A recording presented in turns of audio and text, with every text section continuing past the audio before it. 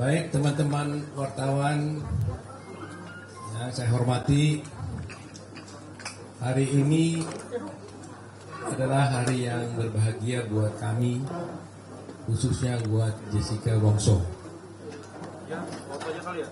Karena hari ini Tuhan memberikan kesempatan kepada Jessica untuk dapat bebas bersyarat dari lapas Pondok Bambu,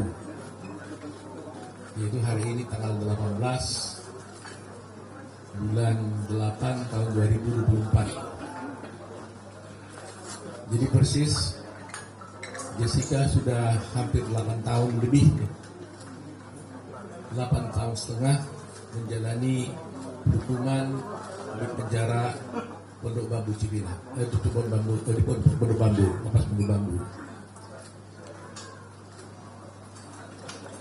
Hari ini kami kalau lihat di belakang ini, apa kata-katanya ini ya?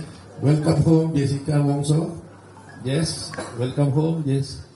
Ya, kami buat ini karena kami merasa memang Jessica sudah menjadi keluarga kami semua ini.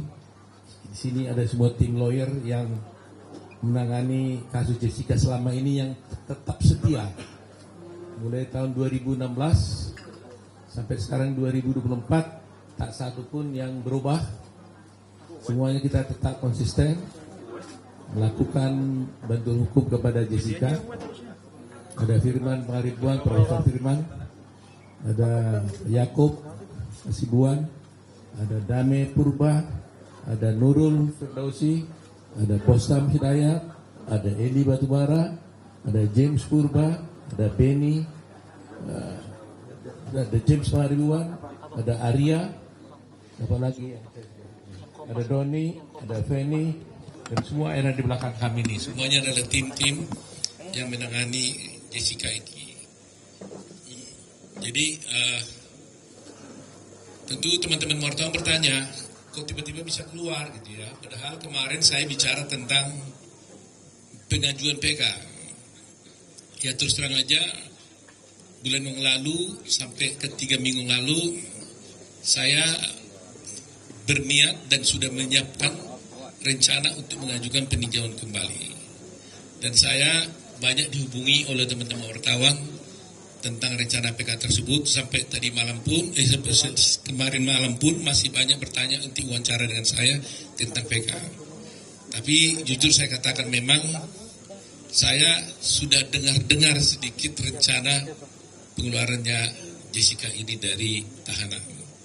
Sehingga saya berpikir saya harus menunggu dulu situasi yang tenang, dan akhirnya tiba-tiba mengejutkan sekali bahwa hari ini kami mendapat kabar bahwa dia dibebaskan. Ya, dengan demikian tentunya saya menunda PK-nya pada waktu itu sambil menyelesaikan pengurusan segala surat-surat yang berkaitan dengan keluarnya Jessica ini. Terus terang aja teman-teman, cukup pahit memang buat kami, bukan mudah ya. Bayangkan 8,5 tahun di sana, dan kami terus berkomunikasi selama 8 tahun ini, 8,5 tahun dengan Jessica. Jadi kita terus komunikasi, saya juga mengunjunginya secara konstan. Demikian juga ada Hidayat Bostam yang juga rajin sekali untuk datang ke sana, Eli dan sebagainya. Terus kita berdiskusi terus bagaimana melihat keadaan Jessica di sana. Dan saya harus katakan memang di lapas dia diperlakukan baik sama dengan tahanan-tahanan yang lain ya. Nanti mungkin Jessica bisa bercerita kalau Anda mau tanya ya. Tetapi yang paling pasti adalah bahwa tadi juga saya lihat ada banyak penggemar Jessica, sahabat Jessica ya. Tadi dari pagi katanya udah ada di sini. Ya, ada di sini semua ya, pakai tulisan, pakai stand for Jessica, justice for Jessica, macam-macam ya. Tadi juga banyak telepon dan sebagainya. Nah Jess, saya cerita dulu sama kamu waktu di lapas, kamu kan bisa lihat bahwa apa itu cerita itu, karena dia nggak bisa lihat kan, dia nggak bisa baca apa yang terjadi di luar. Nah inilah salah satu teman-teman, beberapa teman yang betul-betul mendukung kamu selama di luar. Nah, ini juga lima dia di Western for Jessica Mas ini ya, ditulis ya. Jadi ada foto semuanya nih ya. Jadi terima kasih ya, saya atas nama Jessica juga sama keluarga mengucapkan terima kasih karena dukungan kalian itu sangat berarti sekali buat kami selama ini dalam berjuang ya.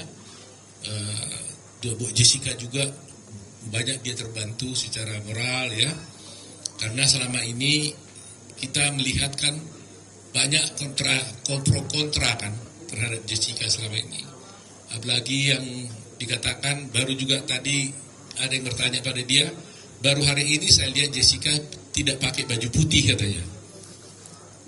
Terus dia jawab tadi, oh iya, bukan saya tidak mau, bukan suka baju putih. Ternyata itu karena waktu di persidangan diwajibkan untuk pakai baju putih selama bersidang sebagai terdakwa. Sejak hari ini kita lihat Jessica tidak pakai baju putih karena dia bukan terdakwa lagi sekarang. Ya.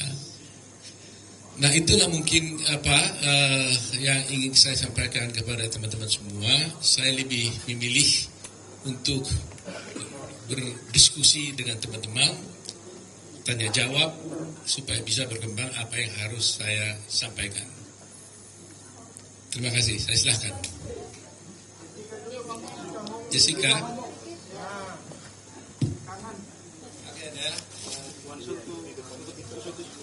Tes. Selamat siang semua teman-teman wartawan, terima kasih udah hadir di sini. Semoga nggak ada yang cedera ya karena ramai sekali. Saya hari ini bersyukur karena sudah bisa keluar dari lapas dan bertemu kembali dengan keluarga dan teman-teman, dan ini pengacara-pengacara yang sudah seperti keluarga untuk saya. Terima kasih untuk dukungannya semuanya, doa, support dan segala macam hal-hal yang baik untuk saya. Itu sangat berarti yang membuat saya kuat untuk selama ini saya bisa bertahan.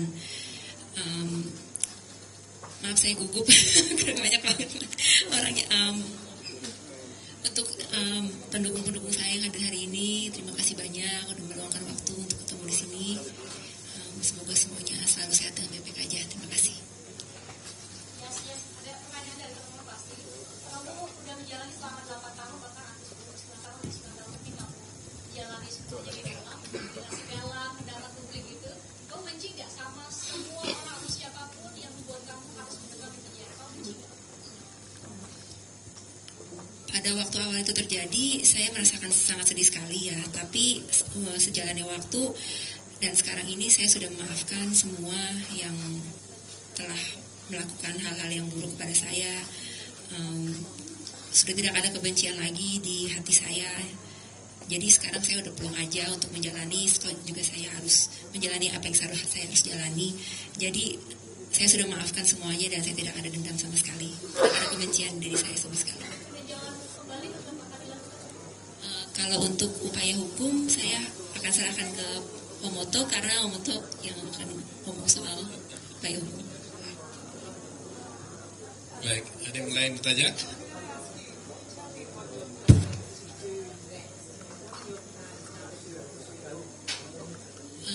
I still have no idea what to do at the moment because I just got released from prison and I have no plan yet. But I'll let you know. Not at all. No.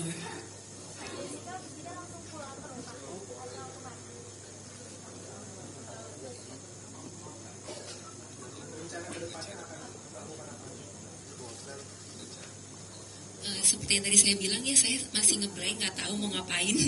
Jadi untuk kemananya abis ini saya masih belum bisa jawab. Nanti saya akan rundingkan lagi dengan orang di sekitar saya. Ya, makasih.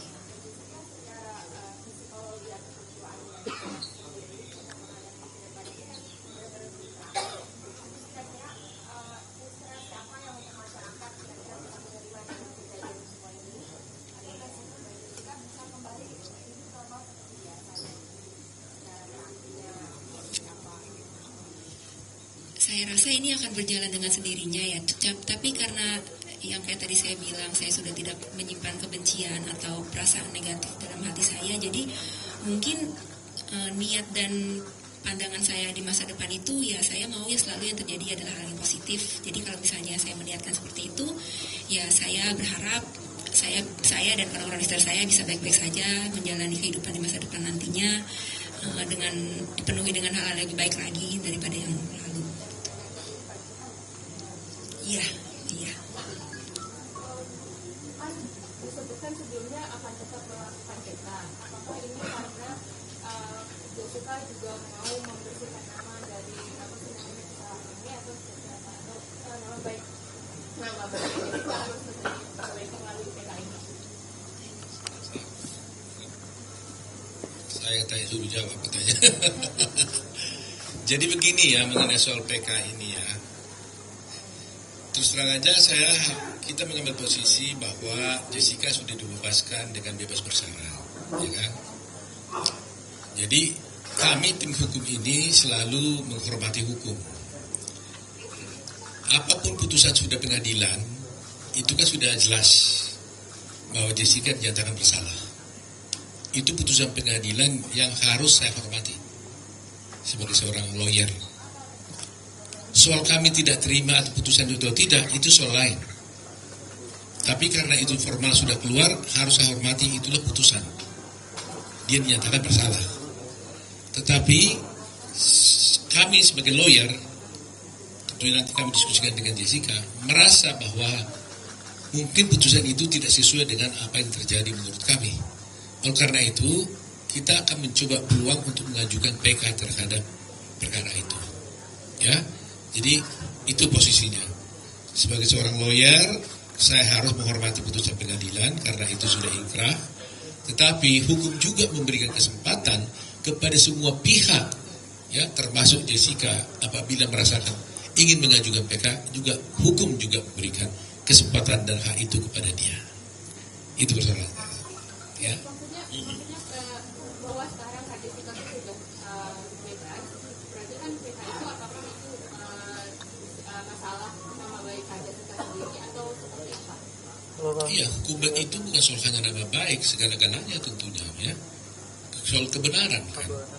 Ya, kebenaran kan harus ditegakkan. Jadi ada pepatah mengatakan bahwa kebenaran itu akan mencari jalannya sendiri, kan? Nah, sekarang jalannya kebenaran sendiri itu bagaimana? Apakah juga harus kita ikuti juga jalan kebenaran itu dengan berdiam?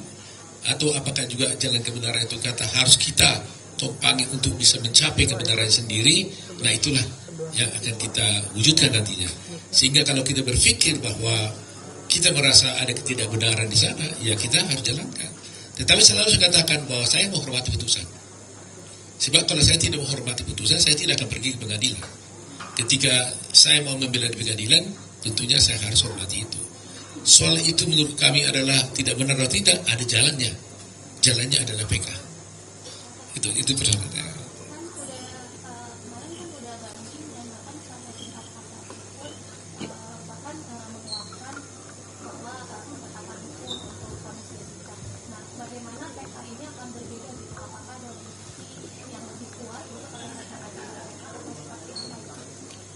Ya, terus terang aja kami memiliki novum untuk perkara ini. Berbeda dengan yang dulu, sekarang ini justru kami menemukan novum. Bahwa memang novum itu kan begini. Novum ini adalah suatu bukti yang ada pada waktu perkara itu dijalankan. Tetapi tidak kami temukan bukti itu pada waktu perkara itu berjalan. Yang mana kalau bukti itu tadinya ada pada waktu itu dan bisa kami sampaikan di pengadilan, maka putusan hakim akan bisa berubah. Nah ternyata selama perkara ini berjalan sekian tahun, 8 tahun ini, kami tidak pernah menemukan bukti itu. Sehingga tidak ada alasan kuat untuk menyatakan ketidakbenaran itu. Tetapi suddenly kami menemukan bukti baru. Yang mana bukti itu sebenarnya ada pada waktu itu, tapi disimpan oleh seseorang, disembunyikan oleh seseorang, sehingga terhilang bukti itu, sehingga putusan itu memberatkan dia. Kalau ada bukti itu tadinya, maka dengan bukti itu kita bisa buktikan bahwa sebenarnya perkara itu harus berkata lain. Nah itulah yang ingin disampaikan. Soal hasil tentunya hakim yang menentukan. Tetapi sebagai lawyer Anda akan bisa melihat nanti presentase kami, apakah betul yang saya sampaikan ini? Karena kadang-kadang kan hasil pengadilan dengan fakta di persidangan kan kadang bisa beda, ya kan? Ada yang mengatakan ini harus bebas, tapi nyatanya dihukum. Ada yang mengatakan ini seharusnya dihukum, ternyata bebas. Nah, tetapi saya berharap bahwa kadang-kadang putusan hakim ini tidak selamanya menjadi berakibat buruk kepada seseorang. Ada kalanya orang dihukum tapi tetap dipercaya oleh masyarakat. Karena masyarakat mengatakan dengan bukti-bukti dan fakta-fakta yang kita tampilkan di persidangan, dan beruntung kita sekarang sudah ada live di TV, semua bisa menonton apa yang terjadi di persidangan, maka bisa saja dikatakan, wah berdasarkan ini sebenarnya ini harus bebas. Tapi putusannya menghukum. Bisa terjadi karena itu keadilan yang ditentukan oleh hakim. Nah, paling tidak kami akan berupaya membuktikan kepada masyarakat bahwa bukti ini ada jelas disembunyikan pada waktu itu, dan kalau kami tunjukkan itu, orang akan tahu, oh berarti benar-benar seharusnya dia harus tidak dihukum, kira-kira begitu. Nah, bagi saya itu sudah lebih dari cukup. Sudah. Mana dulu?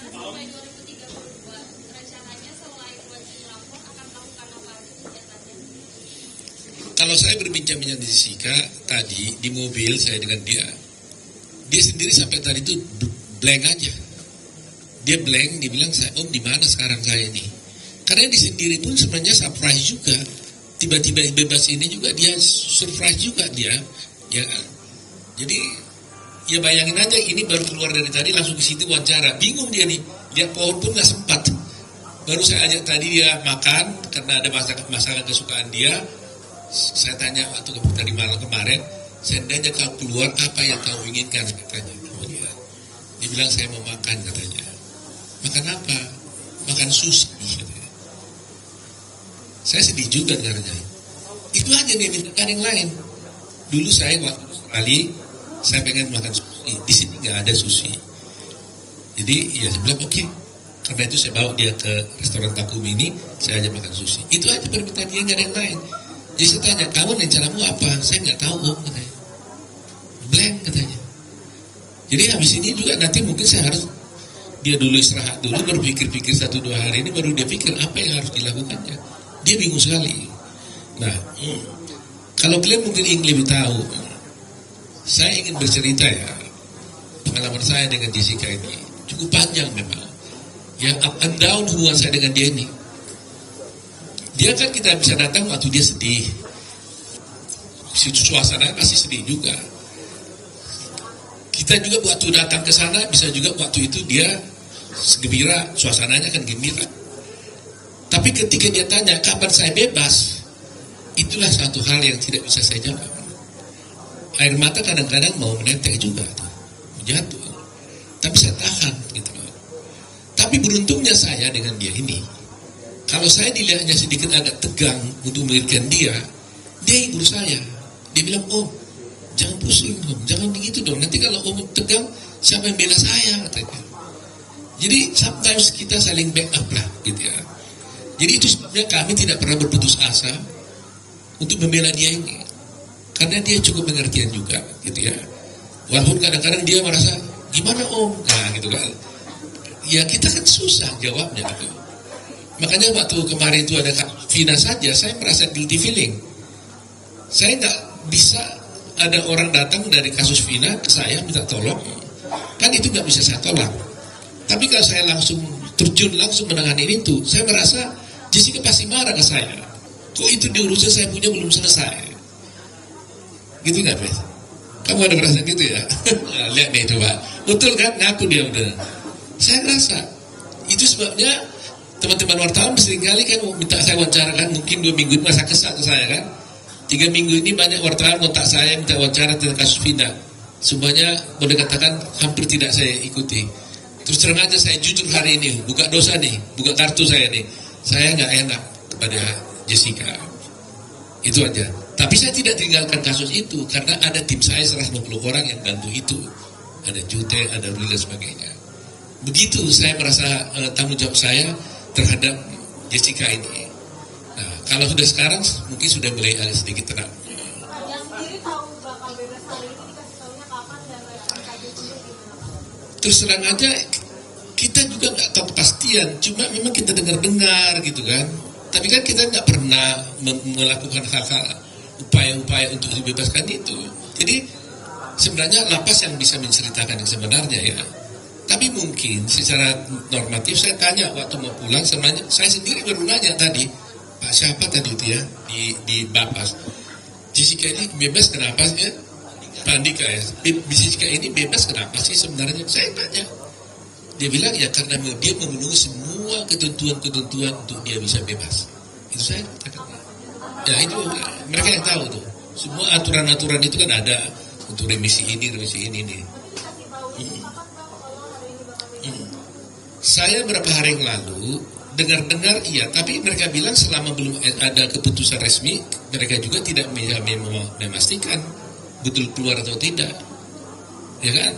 Cuma diberitahukan tadi malam, mereka mengatakan sudah ada itunya keputusannya, makanya langsung saya beritahu malam hari kan.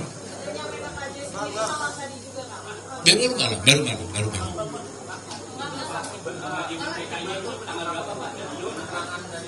Yang mana sekarang nih cara sana tuh?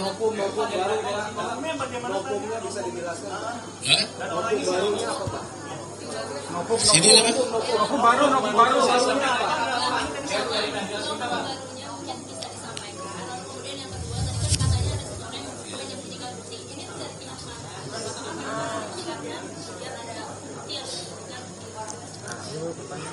Kalau soal perkara PK nantilah mungkin kita diskusi khusus hari itu ya. Jadi kita pisah lah dulu ya. Satu kita bicara hari ini tentang bebasnya Jessica. Nanti saya akan undang lagi sekali lagi ketika kami mengajukan PK. Nanti semuanya saya paparkan di sana. Jadi supaya jangan terbagi-bagi ya. Hari ini fokus dulu tentang Jessica dulu. Terkait dengan revisi Jessica kan tadi kebanyakan terlalu cepat sepertinya dari vonis dia 20 tahun dan dia 8 tahun. Padahal dulu kalau dapat revisi kan berarti ada syarat-syarat tertentu termasuk berperilaku baik di selama persidangan, selama di masa tahanan. Ini membuktikan sebaliknya dari hasil profiling kita lihat di secara psikologi Jessica ditafsirkan ketika itu di masa sidang maupun masa penyidikan penyidikan. Seperti saya katakan tadi, saya tidak bohong, boleh tanya itu Pak Andika. Saya tanya tadi, itu sebenarnya Jessica ini keluar kenapa? Dia bilang semua aturan-aturan yang ada di dalam persyaratan itu semua dia penuhi. Terus terang saya nggak ngerti mana detailnya. Secara umum sebagai lawyer kan saya tahu pasti harus berkelakuan baik, ya kan? Nah sehingga kalau tadi Christine ditanya, ya benar juga ya. Selama ini kan diperlihatkan di dalam persidangan seakan-akan Jessica ini kan berperlakuan buruk, macam-macam. Tapi kenyataannya 8,5 tahun dia di penjara, nyata-nyata dia berkelakuan baik. Sampai-sampai mendapatkan pembebasan bersyarat lebih awal. Kan gitu kan? Nah apa itu? Boleh nanti ditanyakan kepada LP, karena saya tidak punya kompetensi untuk menjawabnya. Saya hanya bertanya tadi kenapa dikeluarkan. Jadi mestinya kan saya yang mengajukan surat supaya dia dikeluarkan kan? Kan wajar dong lawyernya mengeluarkan. Kami enggak, saya enggak pernah mengajukan surat. Boleh cek. Enggak pernah mengajukan surat, enggak pernah apa, saya enggak tahu terakhir ya. Terakhir kamu mengajukan juga? Enggak juga. Enggak ada yang antara kita mengajukan surat. Tiba-tiba ada pemberitahuan, dia mendapatkan itu. Wah, kaget juga. Tadi udah di lapas. Saya tanya, kenapa? Karena saya sendiri juga sok juga ya, bercampur senang gitu ya. Hanya dia bilang dia memenuhi segala peraturan-peraturan yang disyaratkan untuk itu. Ya, puji Tuhan. Jadi murni karena akumulasi revisi yang begitu banyak. Ya. Jadi mungkin dia berkelakuan baik di rutan ya, di lapas ya. Karena sebagaimana kita tahu memang ya kemarin-kemarin saya nggak berani ngomong, tapi memang sungguh selama di lapas dia juga banyak bermanfaat lah. Dia juga mengajari orang berbahasa Inggris, dia mengajar orang yoga gitu ya, mengajar yoga, dia ikut juga dalam kerajinan. Tadi mana ada satu, ini satu bukti lah saya ketunjukkan ya. Masih ingat ya, yes ya. Ini adalah waktu cucu saya lahir 8 tahun yang lalu, dia di lapas. Dia dengar waktu saya lahir, dia bikin ini, hasil kerajinan tangan dia sendiri nih, di lapas ini nih. Dia serahkan. Nah ini putri saya ini yang tadi dia dengar dia keluar, datang ke sini tadi, dia bawa ini. Apa itu, saya bilang yang dulu dikasih Jessica, saya mau ketemu dia, bilang terima kasih katanya. Ini. Nah begitulah dia perilaku dia di lapas sampai bikin begini, dan banyak yang bisa diajarinya di sana membuat seperti ini. Ya, ini katanya apa nih Jessica? Jelasin apa ini? Iya, pada saat itu teman-teman saya yang di lapas bikin kerajinan tangan seperti ini, jadi saya berniat untuk belajar. Kebetulan Pak Oto cucunya baru lahir, jadi saya berniat untuk memberikan sesuatu karena keterbatasan yang saya punya. Jadi ya saya bikinilah sesuatu yang handmade, yang lebih meaningful untuk cucunya. Jadi hasil tangan karya ini.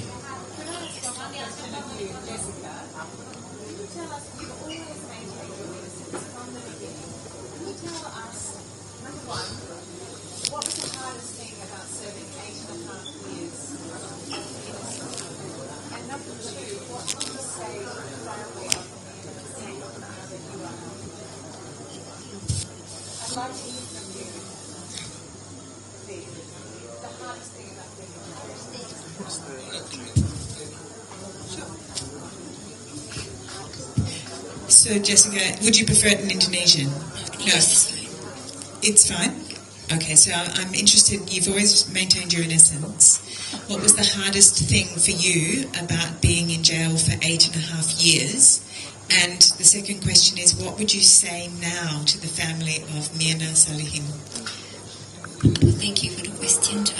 Well, I think the hardest thing would be accepting what I have to go through and staying positive and maintaining my sanity and wellness. I guess that's the hardest thing. But sometimes when I'm feeling down, then I have to pick myself up again.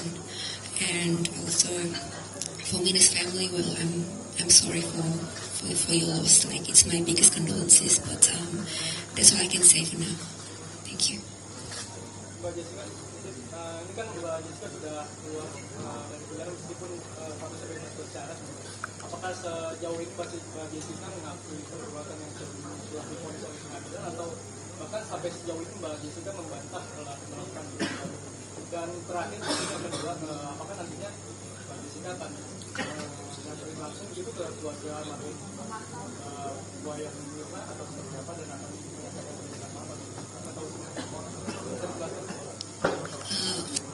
Untuk apa yang saya rasakan atau yang saya yakini itu ya ada biar itu berada tetap di dalam diri saya sendiri aja. Cuman kalau misalnya keputusan pengadilan itu mengatakan hal yang dikatakan oleh pengadilan, keputusan pengadilan itu ya tetap harus saya hormati. Untuk kalau kelanjutan bagaimana nanti proses hukumnya, ya saya serahkan semuanya ke pengacara aja. Kedepan apakah akan menghampiri atau menyambangi begitu keluarga dari almarhum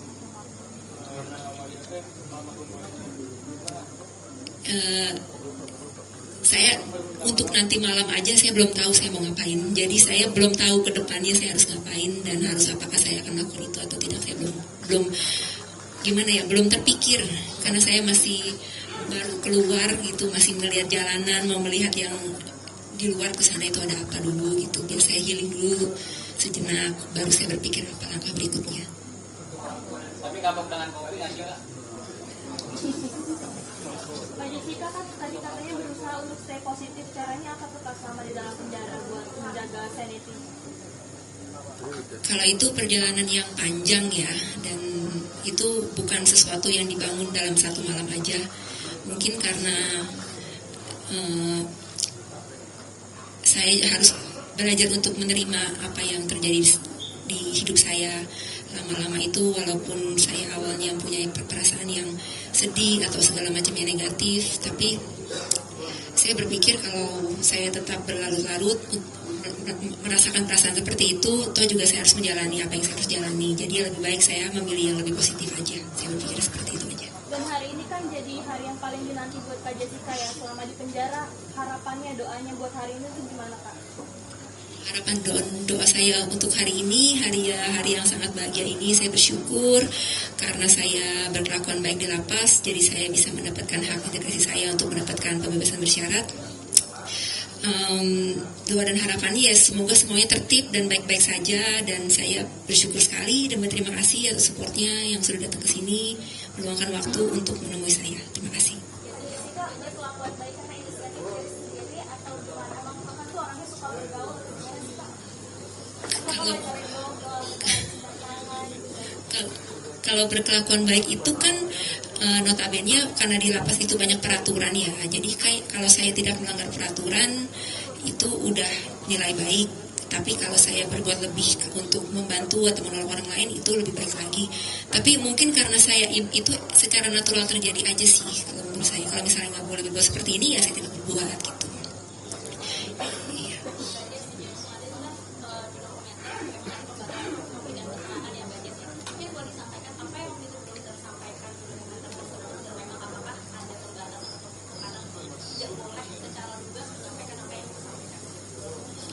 Maaf, untuk hal itu Mbak bisa tanyakan ke pihak Dirjen Pas sendiri ya, karena saya tidak berkepentingan untuk menjawab itu.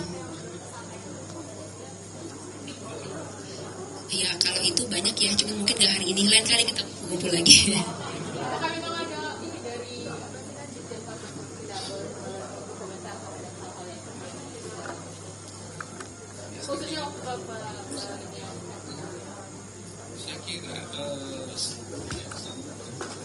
Tidak ada larangan-larangan apapun yang disampaikan kepada saya. Tapi saya lawyer kan tahu bahwa ada aturan-aturan seorang yang baru dibebaskan itu yang harus ditaati karena dia masih bebasan bersyarat. Ya kan? Jadi harus dia taati. Tapi itu tidak berarti dia tidak bisa berkata apapun, tidak, ya kan? Tetapi dia harus berkelakuan baik juga di luar, ya kan?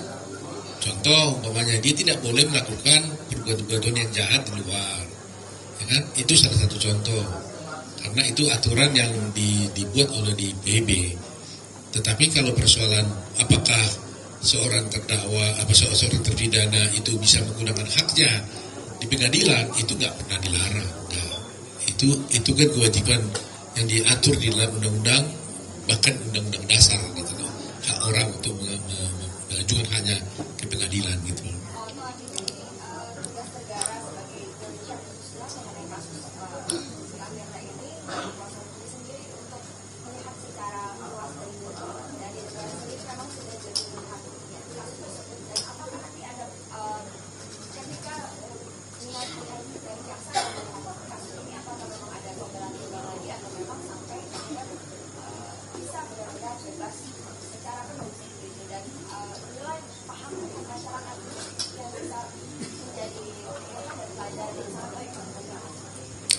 Begini ya, faktanya ini kan ada memang korban yang meninggal, yaitu Mirna, ya kan? Jadi bagaimanapun saya harus juga punya perasaan, ada orang yang seorang Mirna telah meninggal dan punya ayah dan punya keluarga. Di satu pihak ada seorang bernama Jessica Wongso dituduh melakukan pembunuhan. Yang saya mengatakan meyakini mungkin Jessica melakukan. Jessica mengatakan sebenarnya dia tidak. Tapi putusan hakim mengatakan dia bersalah. Tapi masih ada hak juga untuk mengajukan PK untuk tidak mengatakan itu. Nah, jadi di sini kita tidak mau berbantah-bantah, gitu ya. Nah, dulu pernah saya ucapkan, seandainya tadinya kami bisa bekerja sama dengan keluarganya Mirna, ya, ada Daman Salihin, untuk sama-sama satu pikiran untuk mencari siapa sebenarnya yang melakukan pembunuhan, ini akan lebih mudah, ya kan? Sama-sama kita cari. Kalau memang dia, ya oke, dia. Tapi siapa tahu ada kemungkinan lain. Nah, jadi persoalannya sekarang dilaksanakan menutup suatu kemungkinan, tidak ada kemungkinan lain kecuali dia. Ini yang jadi kita mengalami kesulitan. Kalaulah sedikit mereka buka pintu, siapa tahu memang ada kemungkinan yang lain Inilah sebenarnya yang harus kita cari bersama-sama. Tadinya itu kita harapkan kerjasama yang baik gitu loh. Jadi saya juga sebagai lawyer tidak defend mati-matikan sampai rupanya pokok tidak. Kita buka bersama-sama fakta-faktanya sebenarnya itu. Nah, kalau Anda tanya bagaimana pembelajaran pada hukum dan sebagainya, saya terus terang aja hanya ingin melihat begini. Banyak kasus ini kan sudah menjadi booming ya. Bahkan kasus Jessica Wongso, sudah saya tahu, itu sudah menjadi pelajaran umum wajib di beberapa universitas. Ya, semua mereka mempelajari ini. Bahkan saya sendiri dengan mahasiswa saya katakan, kalau Anda ingin belajar hukum acara pidana menjadi seorang lawyer, Anda tonton filmnya Jessica Wongso, mulai dari awal sampai akhir, saya jamin dia sudah langsung bisa beracara pengadilan dengan sempurna. Karena apa? Karena itu langsung contoh konkret dari semua hukum acara yang ada di Indonesia ini. Mulai dari awal, ya, dengan bagaimana soal-soal kesaksian ada di sana. Cukup dia menonton itu, dia lolos di situ. Nah, tetapi saya juga masih melihat ada beberapa hal yang seharusnya harus diluruskan, karena ada beberapa di persidangan itu yang saya lihat itu tidak dilaksanakan dan bahkan diabaikan. Yang sampai sekarang terus terang saja banyak nanti kita soal IPK kita bisa bicara ya. Tapi hanya saya menjelaskan aja. Saya sampai sekarang, bagi saya mungkin Jessica beda. Bagi saya seorang lawyer sebagai seorang dosen, ya, seorang lawyer sebagai seorang dosen, sebagai seorang ketua umum pradi, seorang yang mendalami hukum. Saya terus terang tidak puas dengan putusan itu. Karena apa? Karena bagi saya tidak ada kemungkinan dan tidak mungkin seorang hakim bisa menyatakan seseorang itu mati karena racun. Katakanlah ada seorang di sana tiba-tiba jatuh, meninggal, kemudian hakim mengatakan, oh itu meninggalnya karena cyanida, tanpa diotopsi.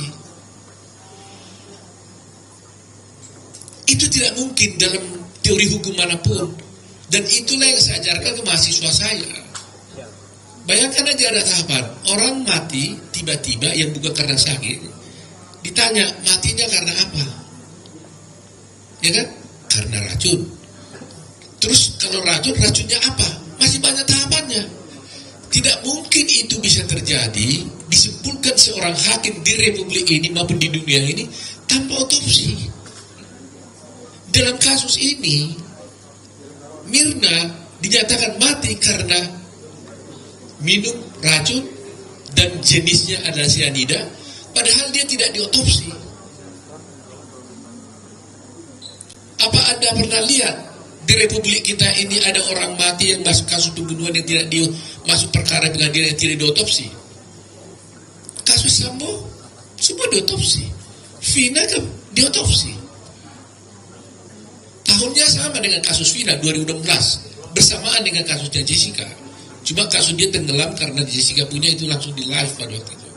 Tapi itu juga diotopsi loh tahun 2016. Kenapa Mirna tidak diotopsi? Sehingga hakim mengatakan Mirna mati karena racun dan dia ketahui racunnya cyanida tanpa diotopsi.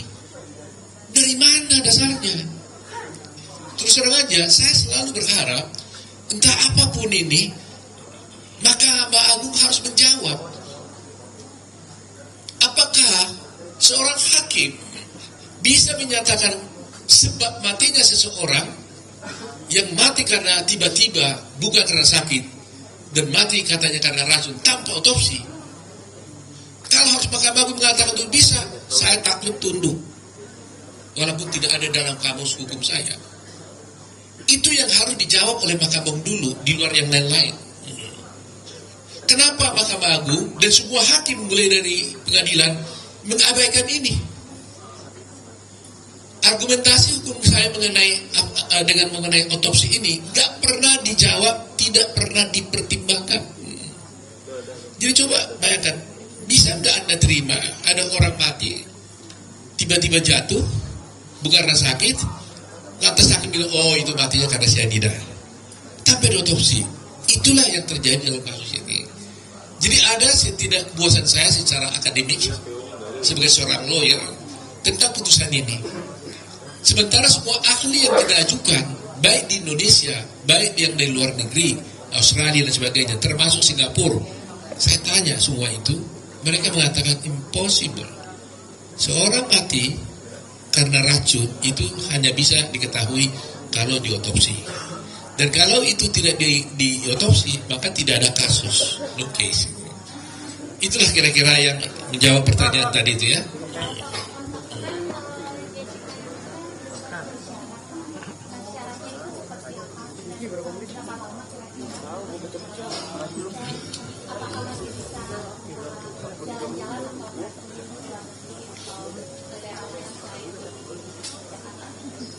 Saya nggak tahu persis soal itu tadi, karena saya juga tadi nggak jelaskan.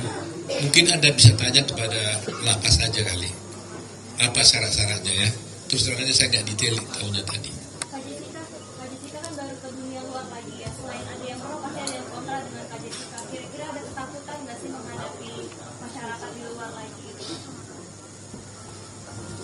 Kekhawatiran pasti ada ya, tapi ya mau bagaimanapun harus tetap dijalanin. Nggak boleh saya merasa saya takut, jadi saya tidak berbuat apa-apa gitu. Jadi tetap harus semuanya harus tetap dijalanin. Persiapannya apa Kak? Kira-kira dukungan dari keluarga Kak atau dari siapa?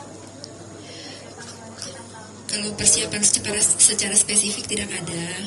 Saya orangnya itu ya hari ini aja, besok apa yang terjadi aja gitu. Cuman kalau dukungan ya pasti di samping saya, di sekitar saya itu pasti ada orang-orang yang sayang sama saya, yang mendukung saya. Jadi itu aja sih yang saya fokusin. Ya, terima kasih. Oke. Siap. Ya. Tentang rekayasa TV dan juga hasil otopsi yang tidak ada itu. Jelaskan Bapak sedikit. Seperti saya katakan, kalau mengenai PK-nya nanti supaya lebih, karena itu panjang lebar dan teknis, nantilah saya ajak teman-teman nanti, saya undang lagi sekali lagi berbicara tentang kalau kita ajukan PK ya. Jadi kita fokus dulu terhadap, saya masih terlalu senang hari ini karena Jessica sudah bebas juga. Jessica sekarang juga masih bingung, nggak tahu apa yang dikerjakannya. Bahkan tadi saya harus pulang kemana nanti Om, dia bilang tadi sama saya, pusing juga saya. Gitu ya Pak semuanya Mas ya. Terima kasih atas partisipasi.